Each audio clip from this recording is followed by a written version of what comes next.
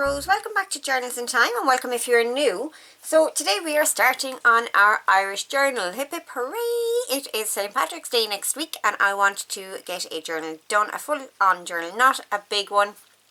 It is going to be not tiny either, but it's going to be relatively small compared to the ones that I'd normally do. And I'm going to do it slightly differently as well. First of all, I am hoping to do a trifold cover and maybe work in the tricolour that way, the tricolour being our flag. And also I am going to be configuring my signature slightly different, and we'll talk a little bit more about that soon. So first of all, I am getting my papers ready. Now I have my kit here ready to go, and just a word about the kit. I have gone and, if I can find it now, I have done up a bundle of ink saver papers, essentially. I guess they're digi-stamped papers with the Irish theme. So they're mostly black and white images, except for one that I did in green.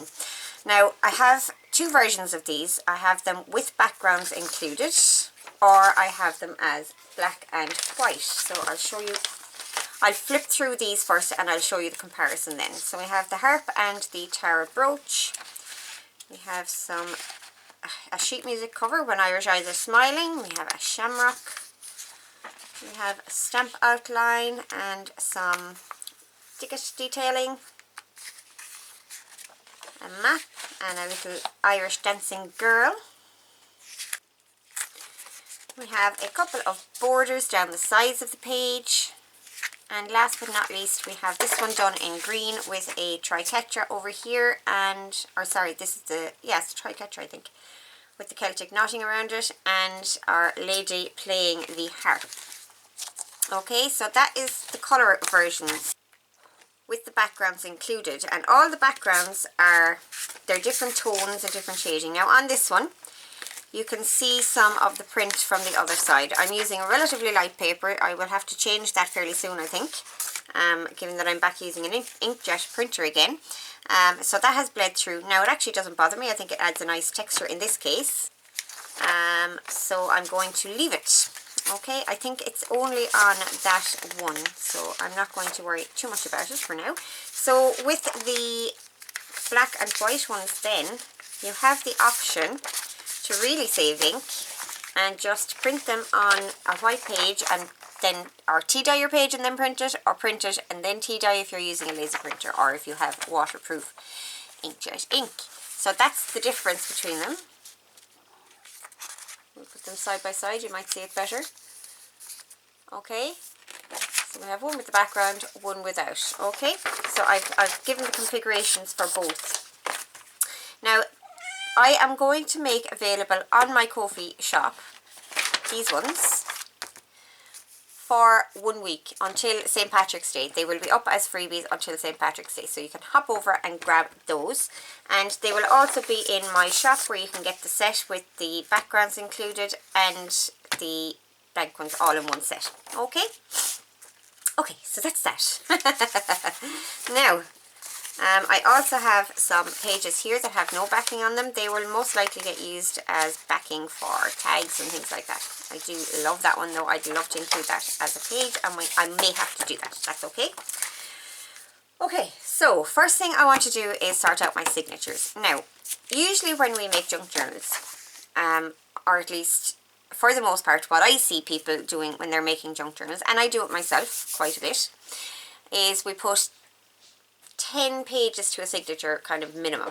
Okay, some people put 15, some people can put 20 if they're doing a one signature journal, things like that.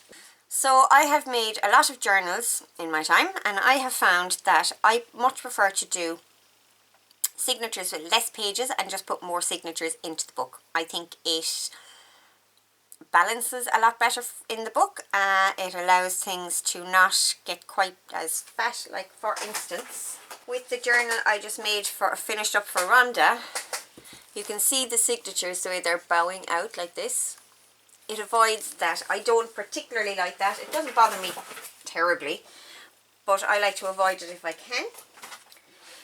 So that avoids that, and it helps to distribute the ephemera throughout the journal in such a way that it's more balanced. Okay. It also helps the journal to lay flatter when you open it out. So yeah, so that's what we're going to do. I'm going to have 3 signatures and I'm going to have 5 pages in each. So relatively small journal, still quite a few pages to decorate and things like that. I won't be doing as much decoration as I have done in that one I just showed you. This is going to be a nice, relaxed and easy make. Okay. So I have my kit pages. I also have over here, I'm going to bring the box across to show you because I am so ridiculous. I have this massive box of just stuff that I have pulled as things that I can use. I have bits of everything in here. I also have all the stamps I want to use, stencils, things like that. They're all in there. So I'm going to go through and get some pages together. One of the things that I want to show you is these guys. These are all end papers from old books, from vintage books. I love using these in my journals. So I'm actually going to make the bulk of my pages from these. I'm going to add in some stained papers as well that I have ready to go. I did them last year sometime. I think I did them around this time last year actually. They're the perfect colouring and all the rest of that. So, and I'm going to add some book pages, all that sort of good stuff. So I'm going to get the video on fast forward while I'm getting these sorted. Or should I talk?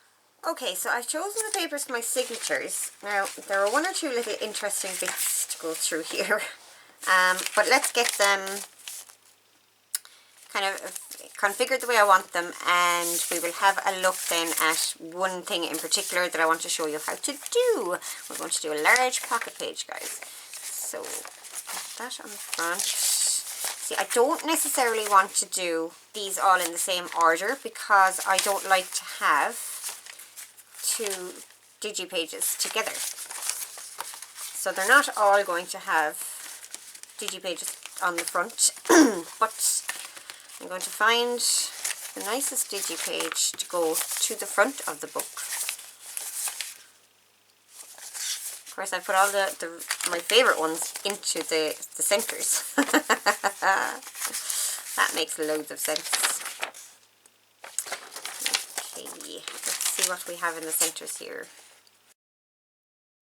So I'm going to go with this one, I think, on the front. I actually wish that I had done this the other way around so that this could appear to the front. It's a bit silly, but no matter. I mean, I could tear it up and Frankenpage it to go around the other way. Now, we don't want 2 digipages together. I don't necessarily have to have a digi in the centre either, but I think in this case I probably will. So I'm going to get that folded and I'm going to have those in the centre.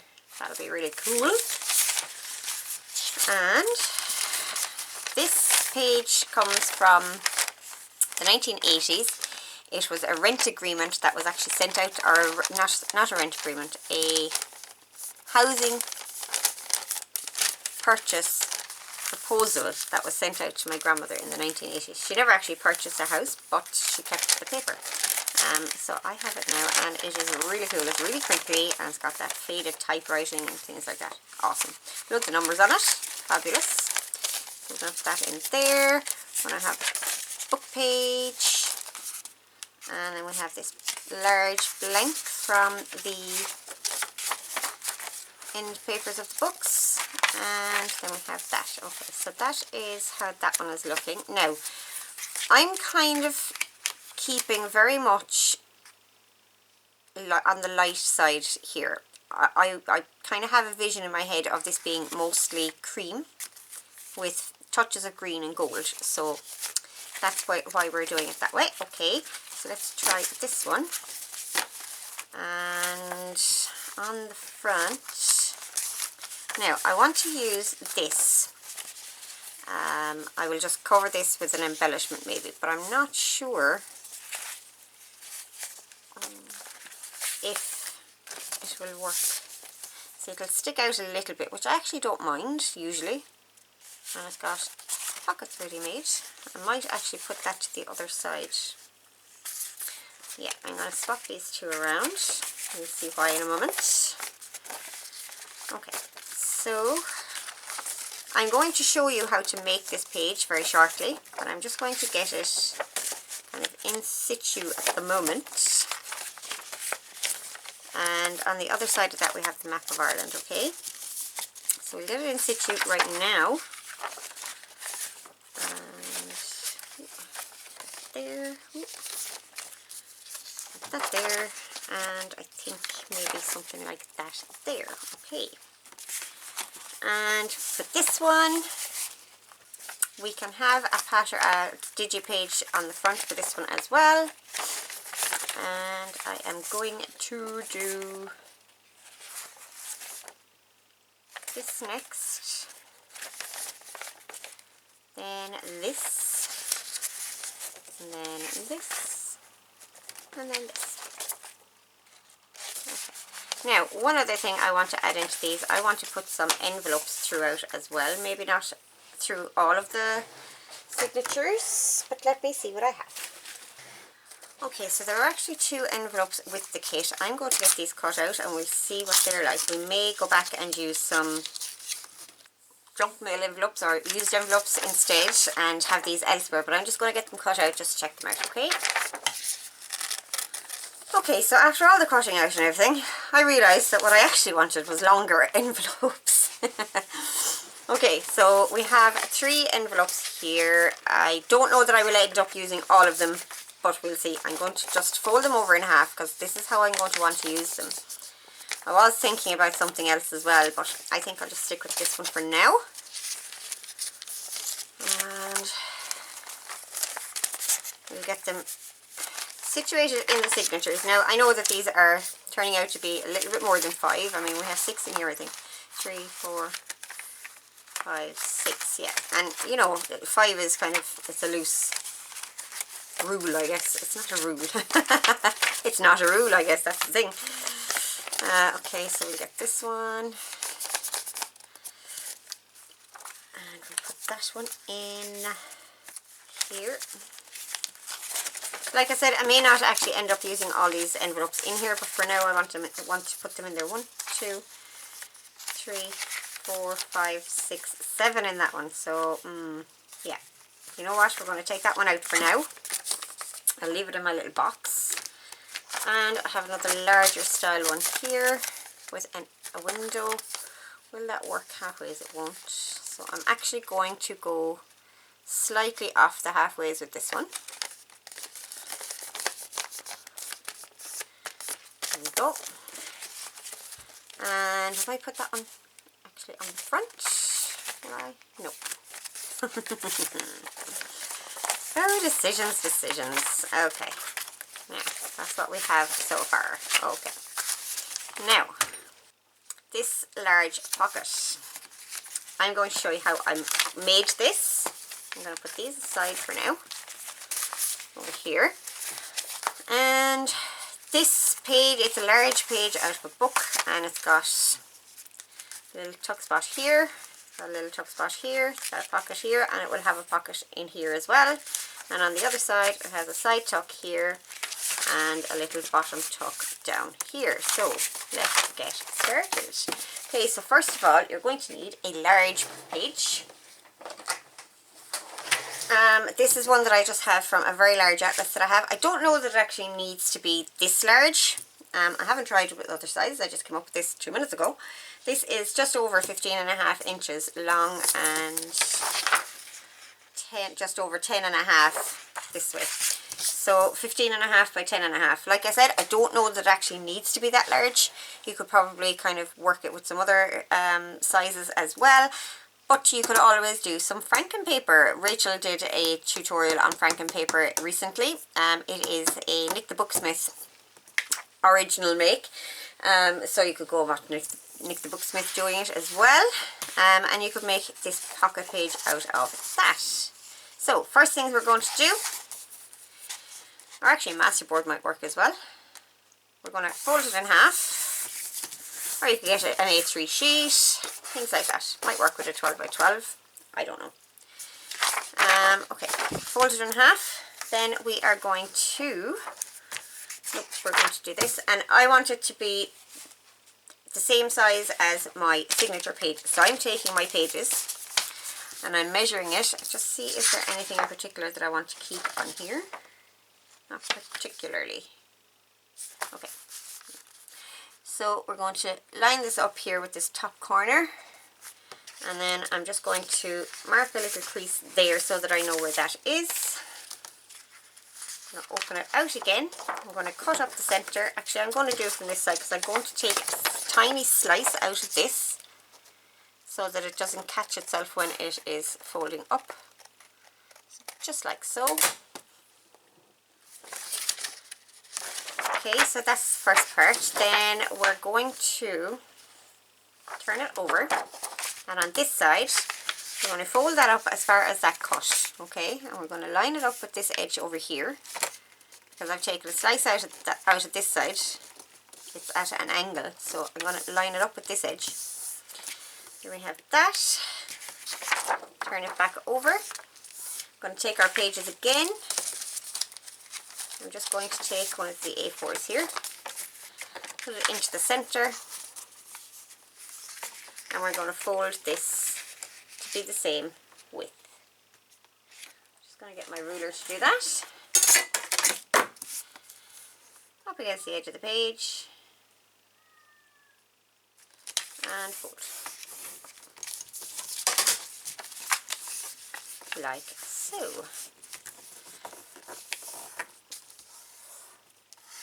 Okay, now we don't need this bulk here, so I'm going to cut off this square. So when we open this back out, you can see that we have a square marked out here. So I'm just going to cut that out,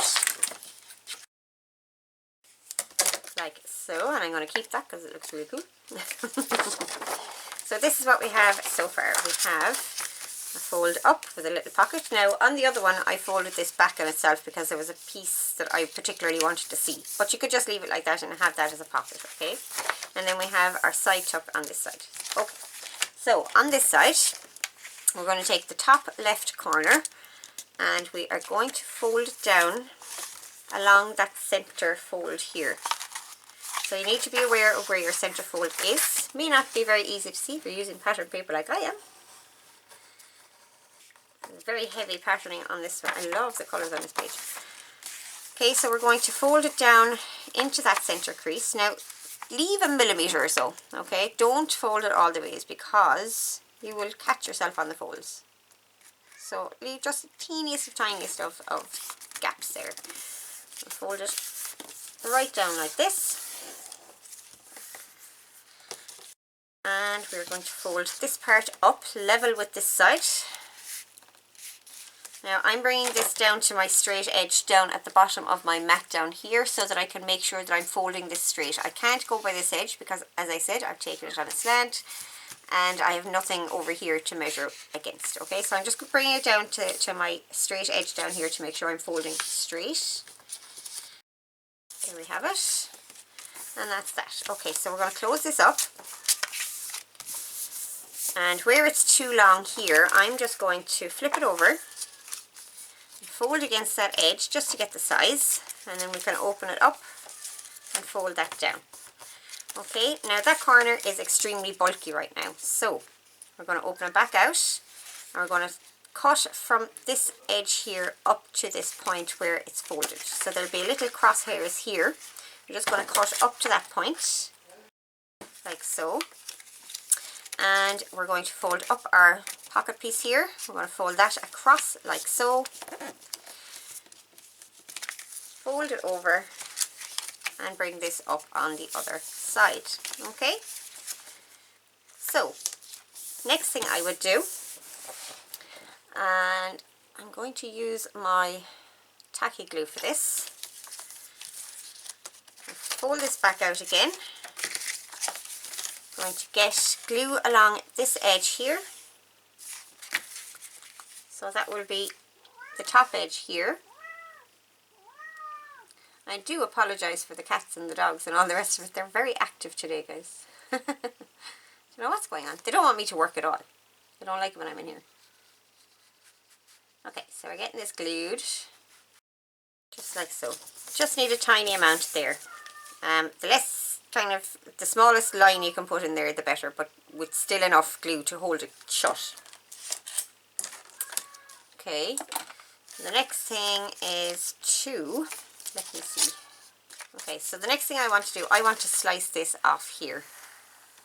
Okay, now I'm contemplating whether I want to bring it down to here, because if I bring it down all the way down to this corner here, I will then have a second tuck spot in here.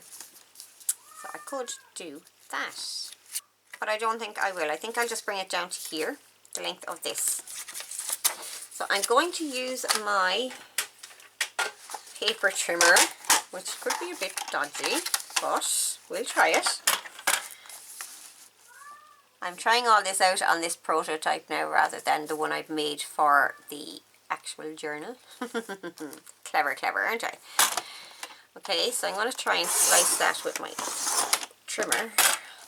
That didn't go very well. Of course, I could just take my scissors and take a nice thin slice off it, but it's a large slice, a long kind of length. So I didn't trust myself. Is that all? No. Okay, it's going to have to be scissors, guys. So just taking the tiniest of slivers off of there, the same as you would if you were opening an envelope. Okay, that off. So we now have a pocket page, or a pocket. We should have a pocket in here. And that goes all the ways down to the bottom because we're not gluing that piece here. So it does go all the ways down to the bottom. Okay. The next thing we need to do, we'll get rid of this, and I'm going to glue this piece up into place. Again, using my tacky glue and just a little bit on the edges. Now, with this one, we only want to glue from this corner here down and across the bottom. Okay? We're not gluing this diagonal here. So I'm just folding it back so that I can see where that edge is. Now you could glue this part shut as well. And in fact I might just do that because if there's anything with embellishments on it that could actually get caught going in and out. So I'm just going to put a little bit of glue up under there. Get that glued down. Like so. Bring that across, and we have a little tuck spot. Excuse me. So we have a pocket, a tuck, a pocket, and on this side, excuse me, we're going to make another tuck. So we're just going to glue down here, and that's it, just down there. Okay, so we have another tuck spot. So, oh, we never glued these ones. Let's glue these really quick.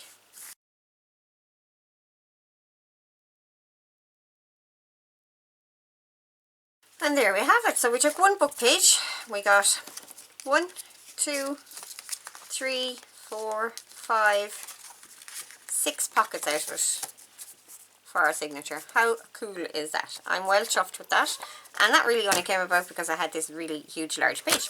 Okay, so that is going into this signature, I think, isn't it? 1, 2, 3, 4, 5.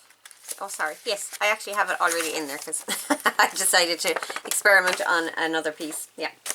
Okay, so we have that in there. I'm going to leave it there for today, guys. I know this is a short video. And I hope you enjoyed the make with the pocket. But unfortunately, I was a very busy girl this weekend and this is all the time I have to record. So that's it for me for today. I hope you'll join me again next week and we'll finish up our St. Patrick's Day journal. I may work on it in between now and then just to kind of get things rolled along. But if I have anything done between now and then, I will talk you through it. But yeah, we'll get sorted with it next week and I'll show you my trifold cover and how I'm going to go and put that together. Alright, that's it for me for today, guys. I will talk to you all very, very soon in the next video. Bye.